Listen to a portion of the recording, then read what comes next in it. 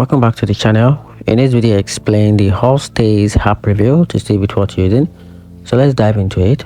The ALLSTAYS is a detailed outfit trip planning app that helps travelers find campgrounds, dump stations, first stops, low clearance bridges, overnight park spot, and outfit service centers.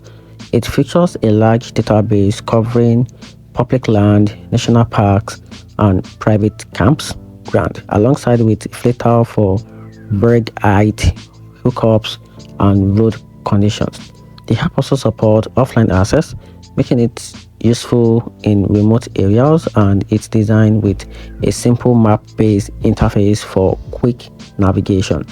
However, ALLSTAYS is now subscription-based, costing around $34 per year, which has disappointed users who prefer the one-time purchase model. Some listings may be out of date as the database relies partly on user submission, and coverage can be limited in every remote region. And here's the very conclusion: the app is worth using if you are an avid traveler who value comprehensive trip planning tools and offline map, but not ideal if you want a one-time payment app or need a guaranteed up-to-date listing in all areas. And that's it.